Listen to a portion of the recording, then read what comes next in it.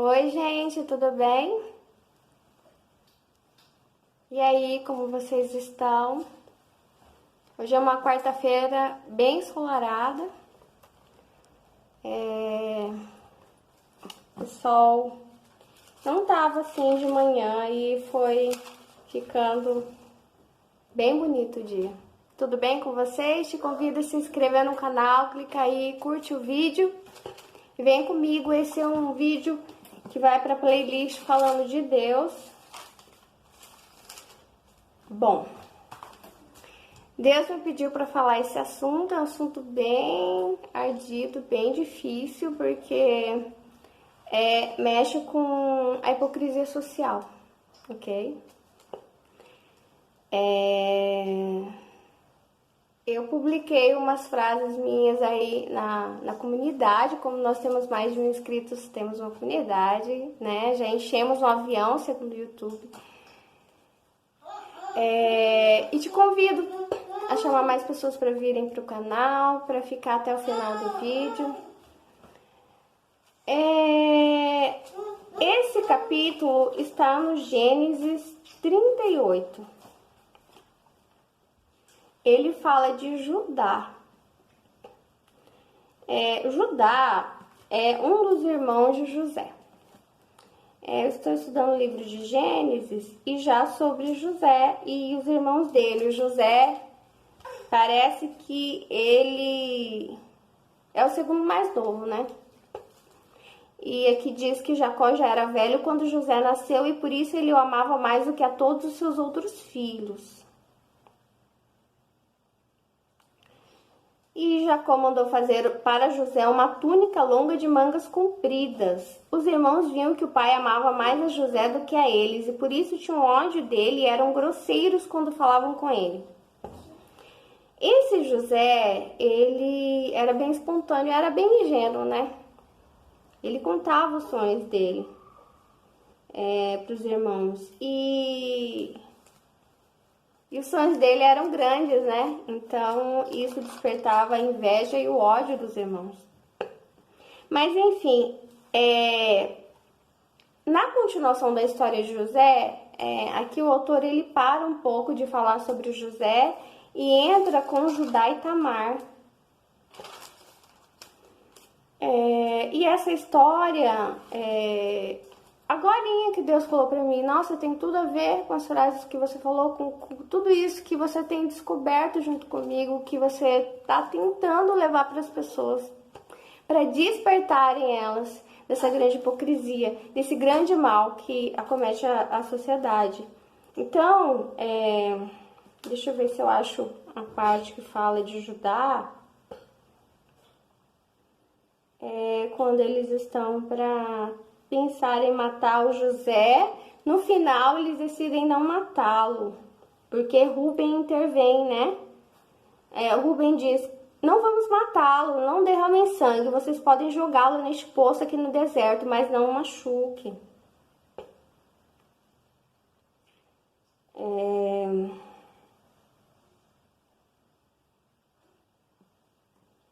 Então, só um pouquinho. Bem, eu queria achar a parte que Judá intervém, porque é o outro. Os seus camelos estavam carregados de perfumes e de especiarias, uma caravana de ismaelitas que estavam vindo. Aí Judá, porque eu vou entrar no assunto de Judá. Judá disse aos irmãos, Judá, que é um dos irmãos de José, o que vamos ganhar se matarmos o nosso irmão e depois escondermos a sua morte? Em vez de o matarmos, vamos vendê-lo a esses ismaelitas. Afinal de contas, ele é nosso irmão e é do nosso sangue. Quer dizer, a ideia de vender o José veio justamente desse Judá. Não se sabe aqui se a intenção dele realmente era boa, né? Ou se ele queria ganhar algum dinheiro com isso, né? Enfim. Ele ficou... eu não creio que Deus se agradou da atitude dele. Ele tinha que se expor e dizer, não, por que vamos fazer isso com esse irmão, né? Mesmo que José tivesse feito um grande mal para mim, a minha posição deveria ser de proteger o meu irmão, principalmente que ele é mais novo que eu. E mesmo se ele fosse mais velho, ou pelo menos não fazer o mal, mas a minha obrigação sempre é de fazer o bem pelo meu irmão, independente se esse irmão é bom ou ruim, e José era bom. Então aqui a questão não é ser bom ou ruim, a questão é a inveja. Mas enfim, essa é a historinha de Judá, quer dizer que Judá está envolvido em tudo isso, né? E aqui entra Judá e Tamar. Por esse tempo, Judá se separou dos seus irmãos e foi morar na casa de um homem chamado Ira, que era da cidade de Adulã. Ali, Judá ficou conhecendo a filha de um cananeu chamado Sua. Judá casou com ela, e ela lhe deu um filho a quem ele chamou de Er. Enfim, aqui ele casa, ele tem os filhos dele, e os filhos dele começam a morrer, né? Ele tem um filho, morre, e a moça fica viúva, daí, no costume deles, essa moça teria que ter relações sexuais com o irmão do seu marido, né, com o outro filho do Judá, e que é o que acontece, né, para honrar a memória do irmão, para o irmão não ficar... E o primeiro filho que essa mulher teria, a viúva, seria considerado filho do marido que morreu, mesmo que não fosse biologicamente, seria do cunhado, né? Mas faziam isso em homenagem ao que morreu. Mas só que esse irmão começa a jogar o sêmen dele no chão e ela não ficava grávida e ele acaba morrendo. Enfim, a mulher acaba ficando viúva, o Judá, que é o sogro, manda ela de volta para casa dela e ele tem mais um filho, só que ele é muito, muito novo, é criança ainda. Ele fala, fica lá e continua viúva, sozinha com seus pais, até que o meu filho cresça e seja homem pra casar com você, pra ter relações sexuais pra você e dar uma descendência, né? O que acontece é que esse filho mais novo dele, que chama Selá, ele cresce, fica homem feito, mas o Judá não manda ele pra casar com a sua nora, que está viúva. Está duplamente viúva agora. Daí o que acontece? Parece que essa Tamar, né? O nome dela. Ela se veste. Ela se veste com outras roupas. Entendeu? Alguém contou a Tamar, está no Gênesis 38:13. Que o seu sogro ia a Timnate, a fim de cortar a lã das suas ovelhas. Então ela trocou de roupa, deixando de lado as suas roupas de viúva, cobriu o rosto com o véu e se disfarçou. Em seguida, foi e se sentou perto da entrada da cidade de Enaim, que fica no caminho para Timnate. Ela se vestiu para ele não reconhecê-la. Fez isso porque sabia muito bem que Selá já era homem feito, mas Judá não havia mandado que ele casasse com ela. Ela ficou meio brava, né? Quando Judá a viu, pensou que era uma prostituta. Vejam bem, ela pôs roupa, véu, para que ele não reconhecesse ela e sentou na entrada da cidade. E pelo jeito que fala aqui, dá a entender que o intuito dela não era encontrar o sogro, mas encontrar o Selá, que era aquele que deveria casar com ela. Então, ela dá a entender aqui que o intuito dela era de ter um marido, de não continuar mais sozinha viúva, né? Que é algo muito triste, ainda mais naquela época. Mas olha aqui, quando Judá viu, quem pensou que ela era uma prostituta? Ela se vestiu para parecer uma... Não, foi ele, é da mente dele. Ele que pensou que ela era uma prostituta, pois ela estava com o rosto coberto. Aqui eu entendo o seguinte, a maldade vem de dentro, vem do olho da pessoa para outra. No caso desse, do homem para a mulher. Talvez naquele momento ele estava com essa necessidade de perversão sexual. Então, a necessidade jogou nela e marcou ela como prostituta, mesmo ela não sendo. Ele foi falar com ela na beira do caminho sem saber que era sua nora. Ele disse: "Você quer ir para a cama comigo?" Ela perguntou: "Quanto é que você me paga?" Ele respondeu: "Eu lhe mando um cabrito do meu rebanho." "Está bem", disse ela, "mas deixe alguma coisa comigo como garantia de que você vai mandar o cabrito." Ela pediu garantia. Judá perguntou: "O que você quer que eu deixe?" Ela respondeu: "O seu sinete com o cordão e também um bastão que você tem na mão." Então Judá entregou os objetos, ele teve relações com ela e ela ficou grávida. Tamar voltou para casa, tirou o véu e vestiu as suas roupas de viúva. Aqui dá a entender que juntou, como dizem, né, popularmente, a fome com a vontade de comer. Ela estava sozinha à procura de um marido, mas queria encontrar o filho mais novo dele, o Selá, que deveria ser, né?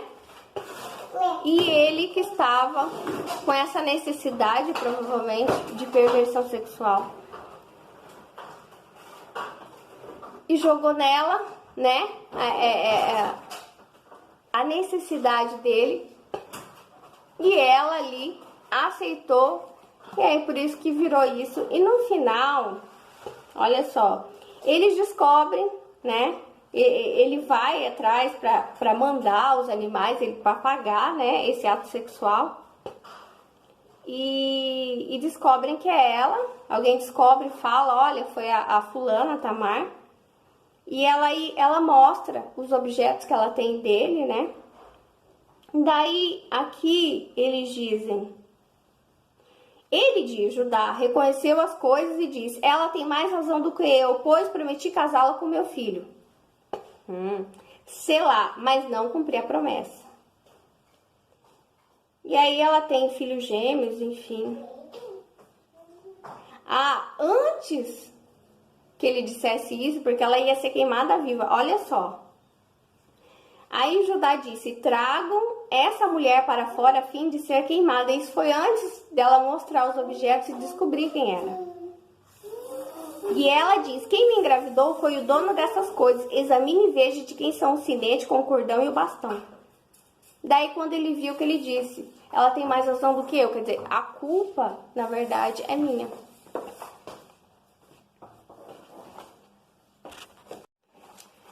Bem, o que eu quero dizer para vocês, né? Deus me deu uma comparação bem legal aqui entre Judá e o seu irmão José. Nós sabemos que o José, ele vai lá para casa do Potifar, né? Eu já estudei, mas estou estudando de novo. E nós sabemos que a esposa do Potifar... A esposa do Potifar dá em cima dele e ele foge dela, né? Ele simplesmente foge. E aqui nós vemos o seguinte: dois homens completamente diferentes. Isso é que nós precisamos ver na sociedade. Quem você é? Você é o José ou você é o Judá? É isso que Deus está me falando agora. O José, o pecado, a proposta vem para ele e ele foge, ele diz não. Entende? A resposta dele de não honra a mulher de Potifar. Agora, o Judá, ele é ao contrário. A mulher tá sentada na beira do caminho, ela tá com o véu, tá toda coberta, e ele sai dele a maldade. Ele projeta nela uma prostituta de algo que ele precisa, e ele faz a proposta do pecado. Vamos pecar juntos? E ela aceita. Então, olha a diferença entre o Judá e o José. Por isso que o José é tão importante. Porque pode parecer que não. Na atitude dele de fugir dessa mulher casada, ele honra ela. Ele está chamando ela à redenção, está chamando ela à purificação, está chamando ela de volta ao bom caminho. Enquanto que existe uma viúva sofrida, existe uma mulher que perdeu 2 maridos sozinha e não sabemos, sabe, o que ela passou na volta para casa dela sendo viúva. Quão difícil foi para ela. E ela está ali tentando em busca desse novo marido, né? Na verdade, ela queria cobrar o sogro. O senhor me prometeu isso. Onde está, sabe, o meu marido que o senhor prometeu? Eu estou sozinha, eu estou, sabe, passando por tantas situações. E ele, né, por não saber quem é essa mulher, ele joga nela toda a sua podridão. Toda a sua podridão. E isso que Deus tem me falado. A sociedade, as pessoas, elas tratam as outras de acordo com aquilo que pode voltar para elas ou não. Por isso que a prostituição, ela é assim, né? As pessoas estão lutando para que as casas de prostituição continuem abertas, sabe? Para que o homem vá lá nessa casa, assim como Judá foi lá na estrada e jogue toda essa podridão lá na estrada. Agora, se ele soubesse que esse lixo vai voltar para casa dele, como voltou, porque ela era parente dele e todos iam ficar sabendo, e ele seria eternamente desonrado, eternamente lembrado desse ato horrível dele, eternamente. Entende? Ela teve a parcela de culpa dele, mas a dele foi muito maior. Porque o que Jesus me falou hoje foi: lembre que eu falei, ai daqueles que fizerem cair os meus pequeninos. Ai daquele que fizer pecar o meu pequenino, tirar da estrada do bem. E foi isso que ele fez com essa mulher. Principalmente nessa época, a mulher ela pode ser comparada com o pequenino, porque ela é mais frágil. Ela tá numa situação de fragilidade ali. E ele era autoridade na vida dela como sogro. Ele não sabia que ela era? Não interessa. O que acontece com a sociedade? O que acontece com o Brasil? Como que a prostituição devasta, ela polui com uma poluição, ela cresce. De pessoas justamente que estão desorientadas, estão sem rumo, estão cheias de perdas, cheias de vícios ou à margem da sociedade, por desespero. Então, o consentimento que se diz, né, que é dado, é um consentimento viciado. O que é um consentimento viciado? Que não se pode levar em conta uma pessoa que está desesperada, uma pessoa que está passando fome, uma pessoa que está passando necessidade. Não pode ser levado em conta esse consentimento. Assim como o consentimento da Tamar não pode ser levado em conta. Por isso que eu disse para vocês aí nas frases que a prostituição, aquele que se usa da prostituição, ele é prostituto, porque você é aquilo que você faz. Então não é só a pessoa que oferece o seu corpo que é prostituto ou prostituta, mas aquele que retém esse corpo, que aluga esse corpo ali por 1 hora, 2 horas, 3 horas, enfim. E é também estuprador, porque esse consentimento é viciado, principalmente no Brasil, que é um país pobre, que é um país de terceiro mundo. Entende? De meninas que foram, que já eram abusadas em casa, tiveram que sair de casa. Enfim, nós sabemos as condições do Brasil. Então, eu tô chacoalhando você para você ver quem você é, sabe?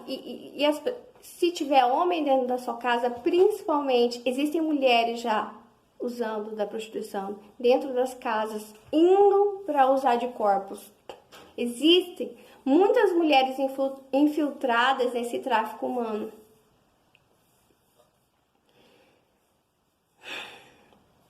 É horrível. Ganhando dinheiro com isso. E você acha que é uma pessoa de bem, está bem vestida num evento social, bem vestida numa igreja, bem vestida num shopping, bem vestida no supermercado, e é alguém que vive de corpos humanos sendo alugados, de pessoas, de mulheres e meninos e homens desesperados que estão vendendo seus corpos por desespero. Isso não é consentimento, isso é estupro. Isso é estupro. E para Deus todos somos pequeninos. Então, sim, isso é muito importante. Eu disse para vocês que o mundo está cheio de lobos. Há lobos na sua casa, há lobos entre os seus vizinhos, há lobos dentro daqui de casa, há lobos por todos os lugares. E a mentalidade de agora é separar uma parte da população para servir de carne para alimentar os lobos. E segundo o pensamento deles, é para proteger as crianças e os adolescentes. Mas eu digo para vocês e disse nas minhas frases que o lobo não se importa se a carne é nova ou se a carne é velha. Ele quer comer carne. E para quem está no ramo de ganhar dinheiro com corpos, para eles, quanto mais novo, melhor. Quanto mais novo, melhor, porque para eles é mercadoria, não são pessoas, não são vidas, não são almas, tá? É mercadoria, e quanto mais nova, a mercadoria melhor. Para eles é como qualquer outra coisa, qualquer outra mercadoria. E isso alimenta o tráfico humano. E isso mexe muito comigo. É difícil falar sobre isso. Eu quero falar mais sobre isso, mas eu quero que você se questione. Quem você é? Sabe? Quem você é? Quem você tem sido? Se você tem sido Judá ou se você tem sido José. Chame as pessoas para serem José. Chame as pessoas para serem José. Chega de Judá. Chega. Chega. Você, sabe? É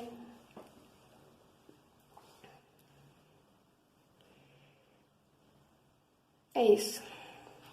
É isso. Eu tenho vários livros, eu tenho vários contos que falam sobre isso, e é muito importante a gente ver que o lixo que você jogar lá fora, uma hora vai chegar até você, sabe? Não tem como.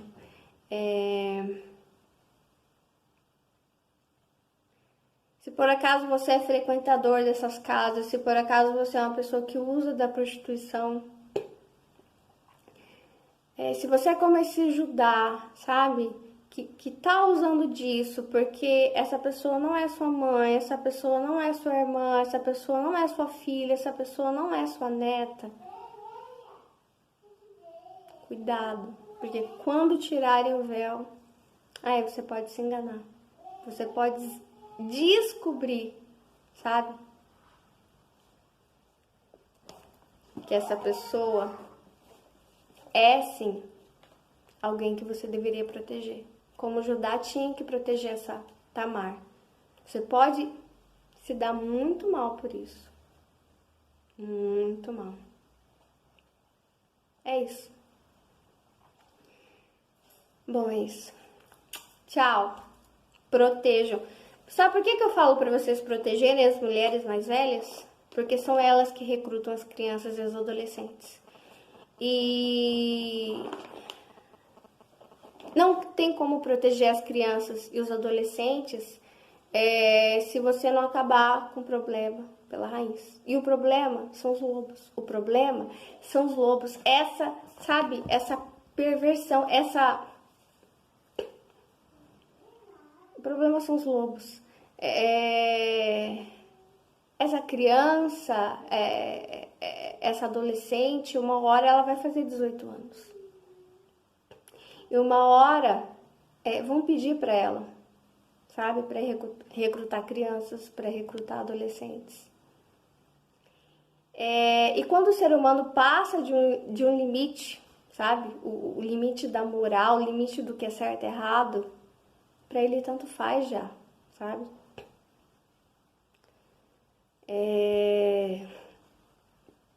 É isso. Não se engane, para os lobos não existe diferença entre criança, adolescente, mulher. Ele é devorador, ele é satanista, ele quer acabar com a tua luz, ele quer acabar com luz de qualquer, sabe? Ele é devorador de luz, é o que Deus tem me falado. Ele quer manchar tudo, sabe? Ele quer jogar a culpa na mulher, quer jogar a culpa nessa criança, nesse adolescente, quer jogar a culpa nesses meninos. Não, a culpa é de Judá, a culpa é de Judá, ok? Lembra que José, ele não depende do caráter da esposa do Potifar. Ele sabe quem ele é. Ele sabe que ele deve honrar qualquer pessoa, seja conhecido ou não, o seu papel de proteção. A mulher estando jogada na estrada, jogada na rua ou sentada, bem protegida por uma família, por pai, mãe, irmãos, não interessa quem é essa mulher, que roupa que ela tá, se ela tá pelada, se ela tá vestida até o pescoço, o que sai da boca dela, o que ela oferece para você. O seu papel de proteger essa mulher, essa criança, essa adolescente, pode ser uma velha. O seu papel é você tá na terra para ser luz, para proteger pessoas. De que lado você está? De Deus ou de Satanás? É preciso escolher. Tchau, beijo, se inscreva no canal, curta o vídeo, amo vocês.